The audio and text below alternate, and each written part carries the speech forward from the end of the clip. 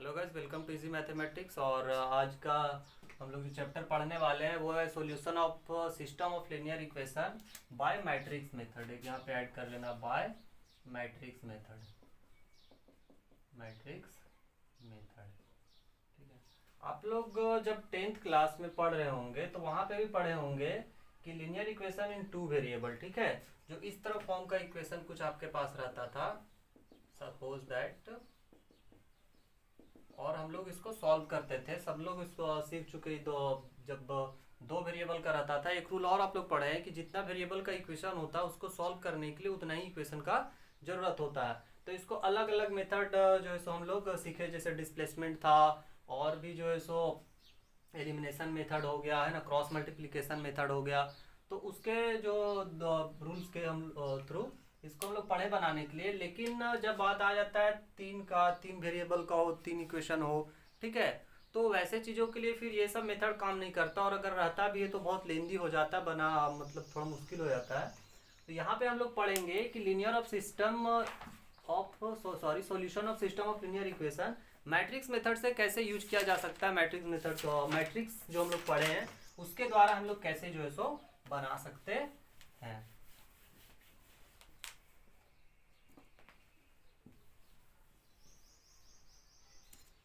हम लोग कंसीडर कर लेते हैं कि लेट हमारे पास जो है सो एन इक्वेशन है और वेरिएबल भी एन है, ठीक है। Let us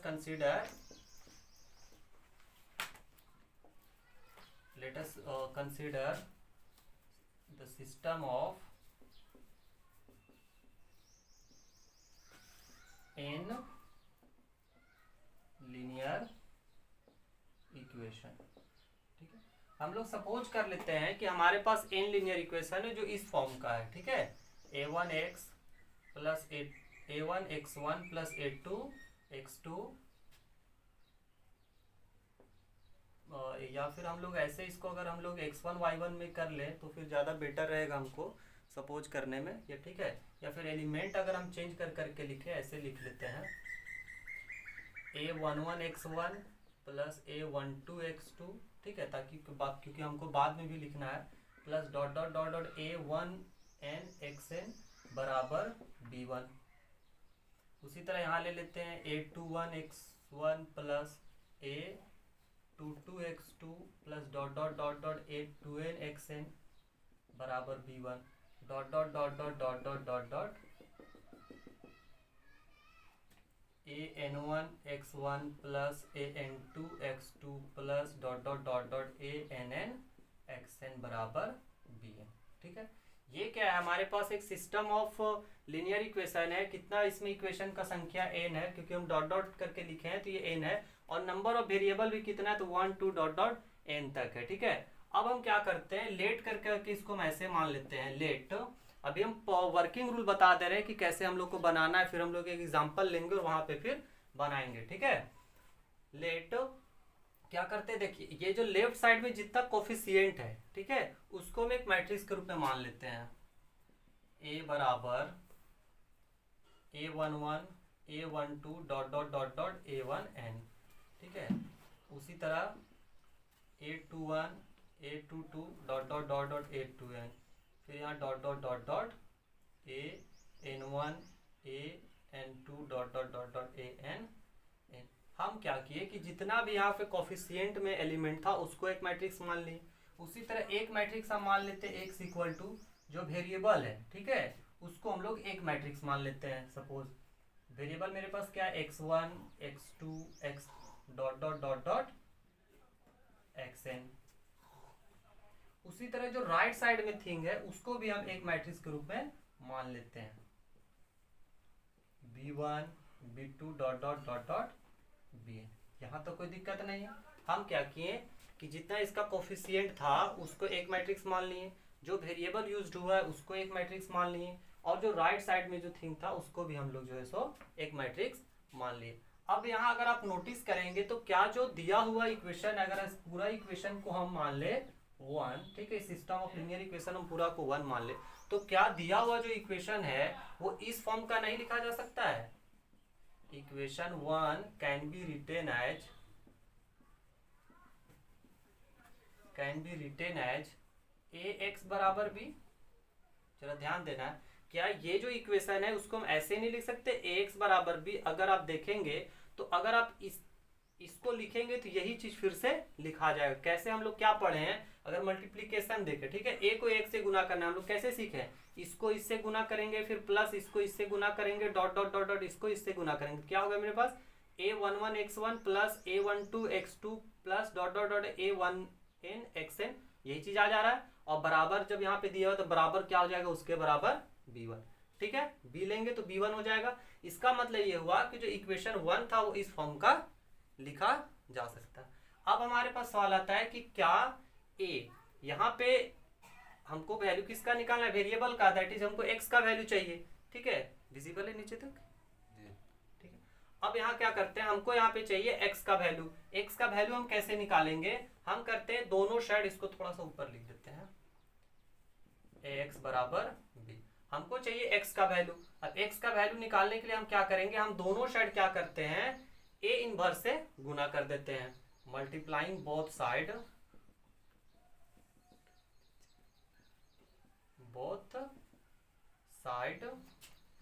bye a inverse. हम दोनों साइड क्या किए, a इनवर्स से गुना कर दिए, तो यहाँ पे क्या हो जाएगा, a इनवर्स ax बराबर a इनवर्स b। अब a तो इसको आराम से हम लोग लिख सकते हैं a इनवर्स a एक साथ में और x बराबर a इनवर्स b। यहां से क्या हो जाएगा, a इनवर्स को a से गुना करेंगे तो क्या आएगा, सबके दिमाग में ये चीज क्लियर आ जाना चाहिए। सोचिए क्या आएगा, a इनवर्स को a से गुना करेंगे तो, ठीक है, हम लोग पढ़े हैं कि किसी भी मैट्रिक्स को उसके इनवर्स के साथ गुना करते हैं तो क्या आता है, i आ जाता है, दैट इज यूनिट मैट्रिक्स जो है सो आ जाता है। तो a इनवर्स को a से गुना करेंगे तो क्या आ जाएगा मेरे पास, i आ जाएगा, और x बराबर क्या हो जाएगा, a इनवर्स b। और किसी भी मैट्रिक्स, यहाँ पे x एक मैट्रिक्स है, उसको यूनिट मैट्रिक्स के साथ गुना करते हैं तो कोई चेंजेस नहीं था, इसको हम लोग आइडेंटिटी मैट्रिक्स भी बोलते हैं, ठीक है। तो ये क्या हो जाएगा, x बराबर a इनवर्स b, ठीक है, x बराबर a इनवर्स b। तो इसका मतलब क्या हुआ कि x का वैल्यू यहाँ पे हम लोग को निकल गया a इनवर्स b। अब यहाँ पे थोड़ा सा एक चीज ध्यान रखना है कि क्या a इनवर्स ये फॉर्मूला तभी वैलिड होगा जब a इनवर्स एग्जिस्ट करेगा। और हम शुरू में ही बता चुके हैं, एक वीडियो जो हम करवाए जॉइंट एंड इनवर्स का वीडियो, इस वीडियो का प्लेलिस्ट में जो है, सॉरी मतलब इस वीडियो के डिस्क्रिप्शन में उसका लिंक डाला हुआ है, आप देख लीजिएगा सबसे पहले उसको, कि जो इनवर्स और एडजॉइंट निकालने का जो वर्किंग रूल है वहां पे बताया और एक एग्जांपल भी बताए थे। तो वहां पे बताए थे कि a इनवर्स तभी एग्जिस्ट करेगा if a determinant not equal to 0। तो सबसे पहला जो काम होगा वो a डिटर्मिनेंट को ही चेक कर लेना होगा आपको, कि अगर a डिटर्मिनेंट 0 होगा, ठीक है, तो a इनवर्स वहां पे एग्जिस्ट नहीं करेगा, और फिर उसके बाद क्या होगा, सॉल्यूशन एग्जिस्ट नहीं करेगा, ठीक है। तो हम लोग यहाँ पे एक बार हम फिर से समझा देते हैं, इसको बहुत अच्छे तरीके से समझ लेना आपको। किसी भी सिस्टम ऑफ लीनियर इक्वेशन है, उसके कोफिशिएंट मैट्रिक्स को a मान लेना है, उसके वेरिएबल को x मान लेना है, और उसके जो राइट साइड में उसको b मान लेना है। तो क्लियरली यहाँ पे दिख रहा होगा आपको कि इस पूरा इक्वेशन को हम इस फॉर्म में लिख सकते हैं। अब इस फॉर्म में लिख सकते हैं तो हम यहाँ पे क्या देख रहे हैं कि अब हमको तो x का वैल्यू चाहिए, उसके लिए हम क्या किए कि दोनों साइड a इनवर्स से गुना कर दिए। दोनों साइड जब a इनवर्स से गुना किए तो यहाँ a इनवर्स a किए तो i बन गया, क्योंकि किसी भी मैट्रिक्स को उसके इनवर्स के साथ गुना किया जाता है तो वो i बन जाता है, ठीक है। और जब i को हम x के साथ गुना करेंगे तो सिर्फ x ही रहेगा, तो x मेरा क्या मिल जाएगा, वेरिएबल का यहाँ पे हम लोग को वैल्यू मिल जाएगा, और वही हमको जरूरत होता है variable, that is x1 x2 dot dot xn का वैल्यू निकल जाएगा। ये अभी एक हम जनरल इक्वेशन लिए थे। अब जब हम लोग क्वेश्चन बनाएंगे तो वहां पे एक पार्टिकुलर क्वेश्चन लेंगे जिसमें न्यूमेरिकल रहेगा, वहां निकालना रहेगा x y z जो भी रहेगा क्वेश्चन, उसके अनुसार वहां पे हम लोग निकालेंगे, ठीक है। अब हम थोड़ा सा कुछ और बता देते हैं। इसमें एक टर्म आता है homogeneous equation and non homogeneous equation, तो यहीं पे हम बता देते हैं homogeneous and non homogeneous. Homogeneous and non homogeneous equation, ठीक है। ये दो टाइप होता है, होमोजीनियस और नॉन होमोजीनियस इक्वेशन किसको कहते हैं, ठीक है। तो अगर याद रहे, अगर ये जो बाद वाला राइट साइड का पूरा अगर जीरो हो जाए, ठीक है, दैट इज ये मैट्रिक्स बी अगर पूरा का पूरा जीरो हो जाए तो इस सिस्टम ऑफ लीनियर इक्वेशन को हम लोग होमोजीनियस लीनियर इक्वेशन कहते हैं। और अगर इसमें से एक भी जीरो ना हो, दैट इज एक भी नॉन जीरो नंबर हो, तो वो हो जाता है नॉन होमोजीनियस इक्वेशन। ठीक है, आगे आते हैं। तो हम अब क्वेश्चन कुछ बताते हैं इसमें, परफेक्टली जो एग्जांपल है उसको लेकर के बताते हैं। ठीक है, और जैक में इसका जो है सो पूरा पूरी 6 मार्क्स का क्वेश्चन आता है हूबहू, तो इसका आपको ध्यान रखना है। ठीक है, ठीक है, अब एक क्वेश्चन लेते हैं और बनाते हैं उसको। हेलो, ठीक है, अगला क्वेश्चन लेते हैं और उसमें एक क्वेश्चन कि 2/2 का एक लिए हैं और इसको सॉल्व करना है। ठीक है, तो इसको हम लोग कैसे बनाएंगे, इसको पहले हम लोग लेट कर लेते हैं, इसको ले लेते हैं। ठीक है, अब हमको क्या बताए थे कि जितना भी कोफिशिएंट है उसको एक मैट्रिक्स ले लेना है। तो लेट हम लोग कर लेते हैं, लेट ए बराबर 2 5 3 2, ये एक मैट्रिक्स ले लिए। उसी तरह वेरिएबल का एक मैट्रिक्स ले लेना है, एक्स बराबर एक्स एंड वाई, ये जो वेरिएबल, दो ही वेरिएबल इसमें यूज हुआ है, एक्स एंड वाई, तो ये हो गया। उसी तरह क्या बताया, जो राइट साइड में थिंग रहता है उसको जो रहता है उसको भी हम लोग को एक ले लेना है यहाँ पे एक मैट्रिक्स के रूप में, तो ये भी हो गया एक मैट्रिक्स के रूप में यहाँ तक। ठीक है, अब यहाँ से क्लियरली दिख रहा है हम लोग को, जैसे पीछे अभी हम बताए थे कि हम लिख सकते हैं equation 1 can be written as, equation 1 can be written as ax बराबर b, और जब वहां पे वर्किंग रूल देख दिए तो वहां से क्लियरली क्या बताए थे, x बराबर a इनवर्स b। हालांकि जब एग्जाम में क्वेश्चन बनाए तो वहां पे ये चीज पूरा लिख सकते हैं कि a इनवर्स इधर भी गुना किए, a इनवर्स इधर भी गुना किए, और तब ये चीज आया। तो हमको अब ये चीज जो है सो यहाँ पे बनाना है। मतलब हम अब मेरा जो क्वेश्चन था ये बनाने का, एक तरह से वो क्वेश्चन कन्वर्ट हो गया कि x equal to a inverse b, मतलब हमको पहले a इनवर्स निकाल लेना। और जब हम एडजॉइंट और इनवर्स का बता रहे थे तो वहां पे हम बताए थे कि ए इनवर्स निकालने का पूरा आपका क्या मेथड होता है। एक बार फिर से बता देते हैं इनवर्स हम कैसे निकालेंगे। पहला काम आपको कि ए डिटरमिनेंट निकालें, दूसरा काम है आप माइनर निकालें। हम बार बार ये कह रहे थे कि आप माइनर या कोफैक्टर, ठीक है, आप डायरेक्टली माइनर ना निकाल करके कोफैक्टर भी लिख सकते हैं। तीसरा बताए थे कि एडजॉइंट लिखे, ठीक है, और एडजॉइंट क्या होता है, तो एडजॉइंट होता है सी डैश। और चौथा बताए कि तब ए इनवर्स बराबर होता है 1/a determinant and adjoint A. तो यहाँ पे भी जो है हम वही काम करेंगे। ठीक है, और एक एक करके हम लोग बनाते हैं इस पूरा क्वेश्चन को। तो यहाँ पे क्या निकालना है, सबसे पहले हम ए डिटरमिनेंट निकालेंगे। ए डिटरमिनेंट निकालते हैं तो 2/2 का है, बहुत जल्दी जल्दी सब निकल जाएगा। ठीक है, कितना हो जाएगा, 2 2 जो 4, और ये माइनस करेंगे तो यहाँ पे 3 5 जा 15 बराबर कितना हो जाएगा, -11। ठीक है, तो यहाँ डिटरमिनेंट मेरा कितना आ गया, -11। हम लोग पढ़े कि अगर डिटरमिनेंट का वैल्यू 0 नहीं होता है तो इसका मतलब ए इनवर्स एग्जिस्ट करेगा। तो यहाँ हम क्या देखें कि ए डिटरमिनेंट नॉट इक्वल टू 0 आया, this implies A inverse exist. इसका मतलब क्या हुआ कि ए इनवर्स एग्जिस्ट करेगा। अब जब ए इनवर्स एग्जिस्ट करेगा तो हम माइनर निकालते, एक एक एलिमेंट का माइनर निकाल देते हैं। माइनर ऑफ A11, पहला एलिमेंट का माइनर निकालते। इस एलिमेंट का माइनर कैसे लिखेंगे, ये ढका जाएगा, ये ढका जाएगा, क्या बचेगा मेरे पास, सिर्फ 2 बचेगा। ठीक है, उसी तरह हम लिखते हैं माइनर ऑफ A12, इस एलिमेंट का माइनर लिख रहे हैं, कैसे लिखेंगे, इसको इसके वर्टिकली ढक देंगे, इसके हॉरिजॉन्टली ढकेंगे, तो क्या बचेगा, सिर्फ 3 बचेगा। उसी तरह क्या हो जाएगा, A21 का लिखते हैं, दैट इज इसका माइनर लिखते हैं, तो ये ढक जाएगा, ये ढक जाएगा, तो क्या बचेगा, सिर्फ 5। और उसके बाद क्या आता है, माइनर ऑफ A22 बराबर क्या हो जाएगा, इसका लिखेंगे तो इसके वर्टिकली ढक जाएगा, इसके हॉरिजॉन्टली ढक जाएगा, तो सिर्फ मिलेगा हमको 2।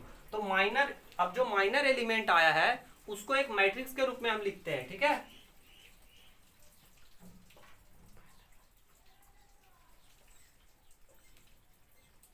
मैट्रिक्स ऑफ माइनर एलिमेंट है ना, या एलिमेंट्स ऑफ माइनर ऑफ ए जो मेरे पास मैट्रिक्स था उसके माइनर का अगर हम एक डिटरमिनेंट लिखे और उसको सपोज दैट हम एम से डिनोट कर देते हैं तो क्या मिलेगा, 2 3 5 2 2 3 5 2। ठीक है, अब इसके आगे क्या होता है, कोफैक्टर लिखना। तो cofactor of A, cofactor of A, ठीक है, इसको हम लोग डिनोट कर देते हैं सी से।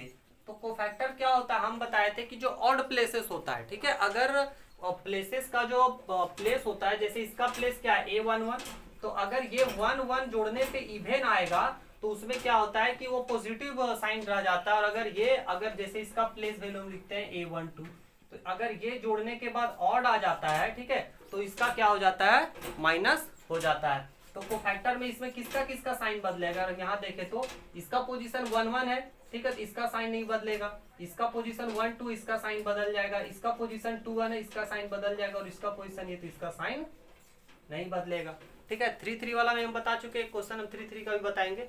तो ये हो गया हमारे पास कोफैक्टर। अब लिखते हैं एडजॉइंट है। एडजॉइंट है किसको कहते हैं, सी डैश को, ठीक है। इसका जब हम लोग लिखेंगे एडजॉइंट तो क्या हो जाएगा मेरे पास, एडजॉइंट का मतलब जब सी डैश लिखे, सी डैश मतलब ट्रांसपोज, ट्रांसपोज मतलब क्या होता है, रो को हम लिखेंगे कॉलम में। तो ये क्या लिखा जाएगा 2 - 3, और ये क्या हो जाएगा -5 एंड 2, ठीक है। तो ये हमारे पास क्या मिल गया, एडजॉइंट ए मिल गया, दैट इज सी डैश हो गया। अब इसके आगे क्या होता है, ए इनवर्स।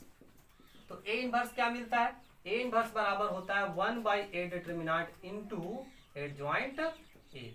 तो यहां से निकाल देते, ये कितना आया था मेरा, -11 आया था। तो यहां लिख देते हैं -11, और ये कितना आ गया है 2 - 5 - 3 एंड 2 हो गया, ठीक है। ये इसी का, अब नेक्स्ट आते हैं हम, ए इनवर्स का वैल्यू मेरा निकल गया। अब इक्वेशन 2 में हम पुट कर देते हैं ए इनवर्स के वैल्यू को, ठीक है।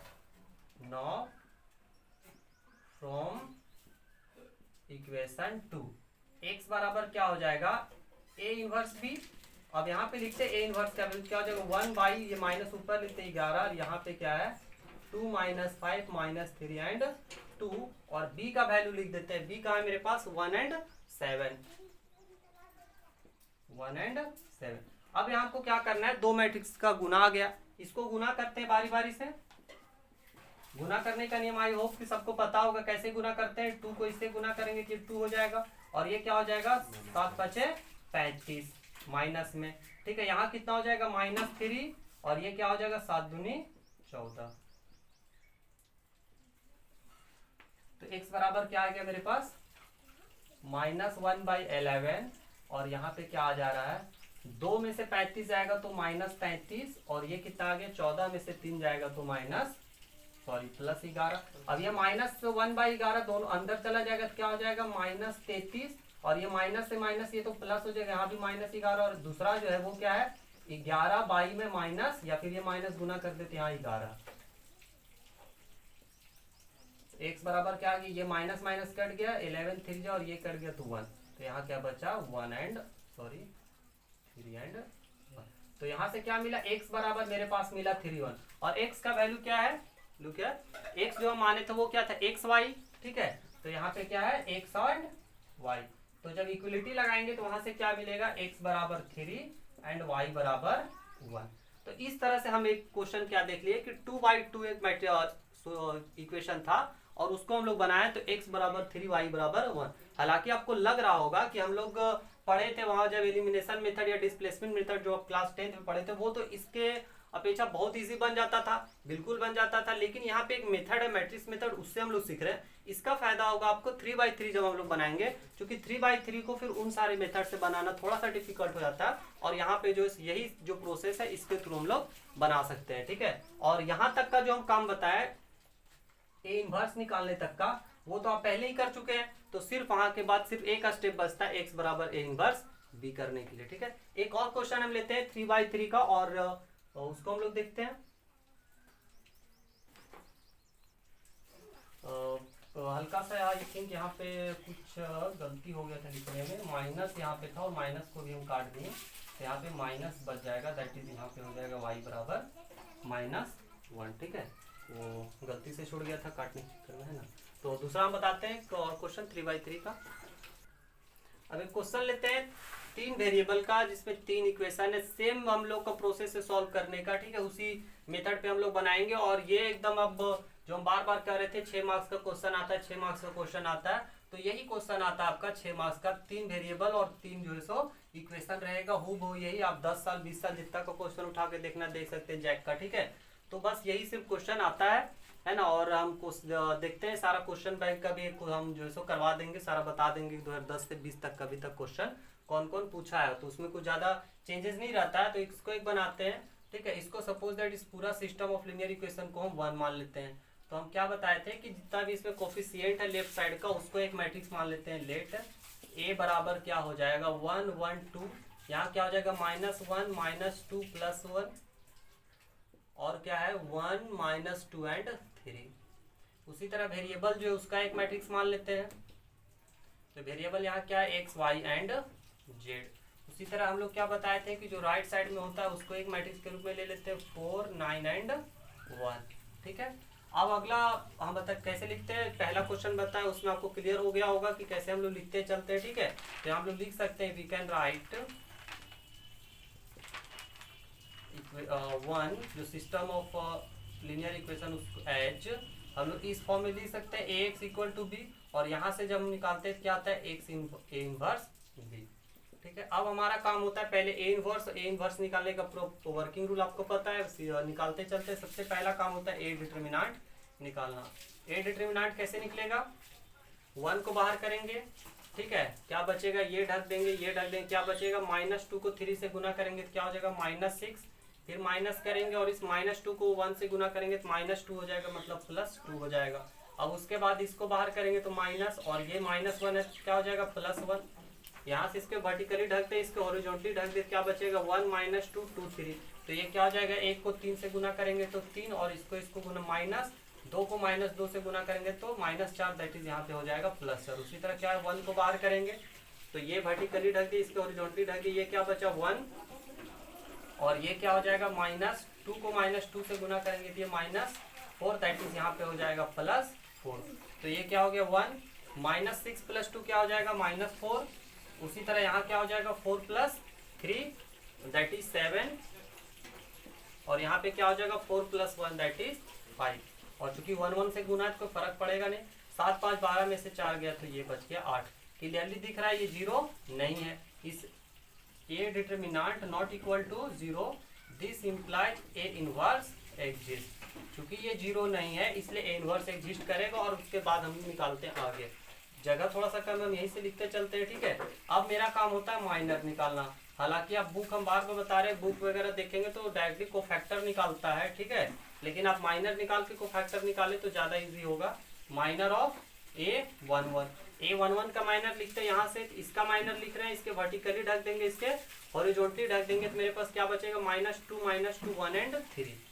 क्या बचेगा -2 1 एंड 3। तो क्या बचेगा -2 3 जो यहाँ पे हो जाएगा 6, और -6, और ये हम -1 को -2 से करेंगे तो क्या हो जाएगा -2, दैट इज यहाँ पे हो जाएगा +2, मतलब -4। अब हम ये स्टेप ना लिख करके सीधा यहाँ से हम लिख के चलते हैं। ठीक है, माइनर ऑफ A12 का माइनर क्या होगा, इसका लिख रहे हैं माइनर, तो इसके वर्टिकली ढक दिए, इसके हॉरिजॉन्टली ढक दिए, क्या बचा 1 -2 2 3। 1 को 3 से गुना करेंगे क्या आ जाएगा 3, और -2 को -2 से गुना करेंगे क्या आ जाएगा +4, तो ये हो जाएगा 7। अब आगे आते हैं माइनर ऑफ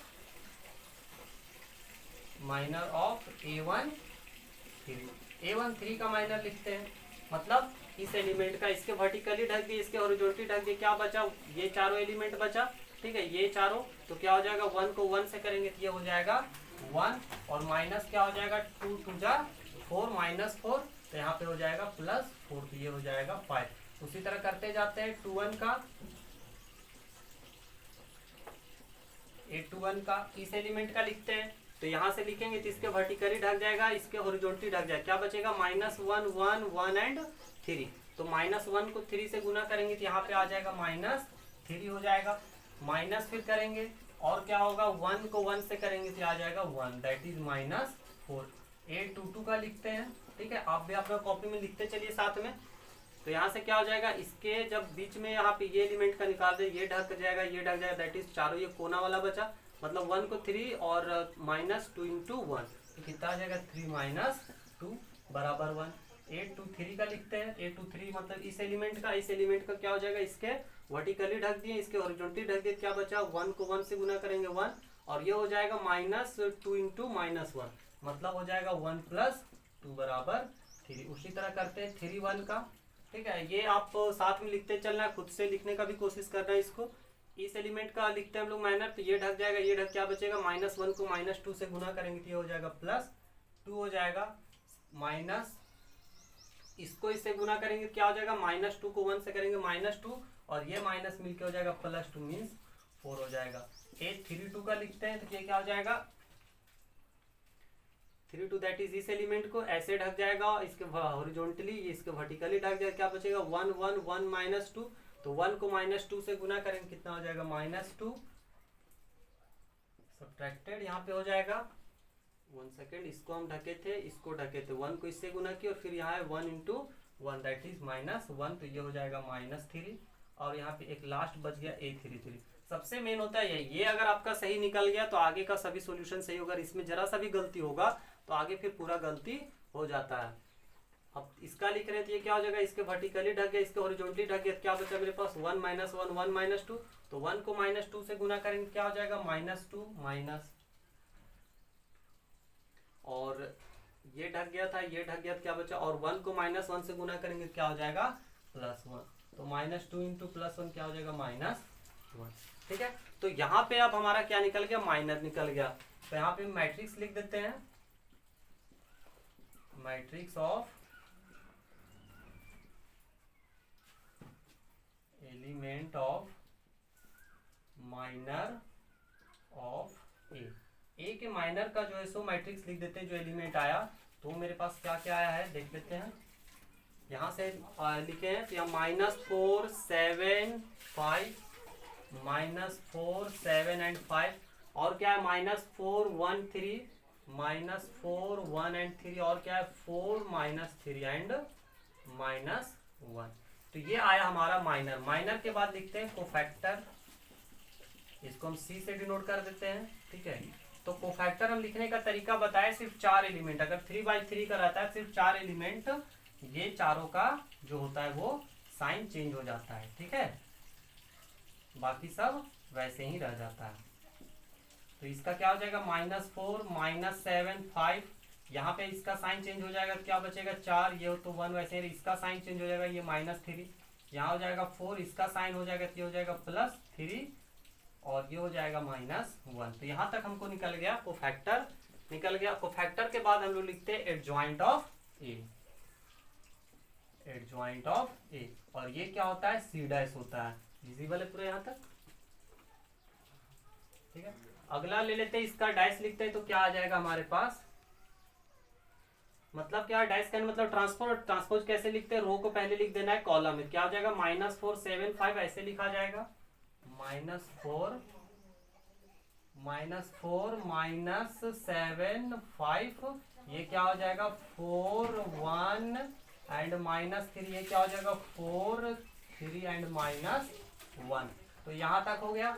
अब एडजॉइंट निकल गया तो यहाँ से हम क्या लिखेंगे ए इनवर्स। ए इनवर्स क्या हो जाता है 1/a determinant into adjoint A, तो 1/a डिटर्मिनेंट कितना है हमारे पास, ये आया 8, तो 1/8 हो जाएगा और ये हो जाएगा -4 4 4 -7 1 3 5 -3 एंड -1, मिलाते चलना है ना, कहीं छूटना नहीं चाहिए कुछ।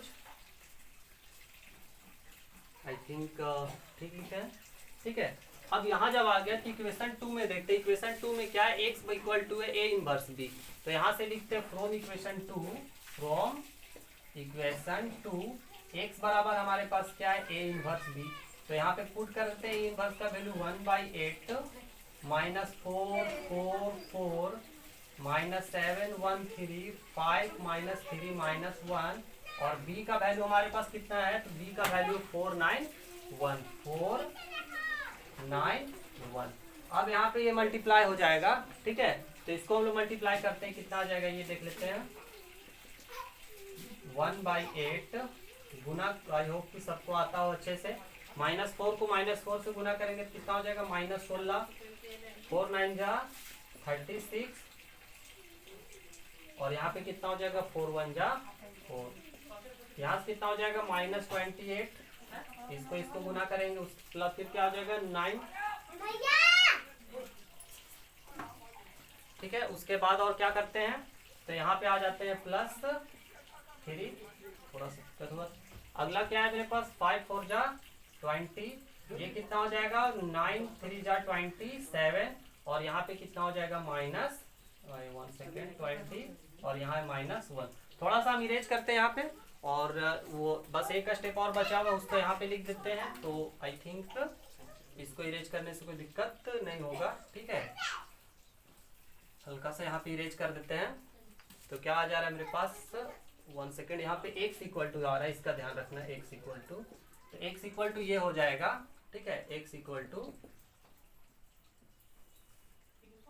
कितना आ गया 1/8, और यहाँ पे कितना है 36 और 4 40 में से 16 चला जाएगा तो ये बच जाएगा 24।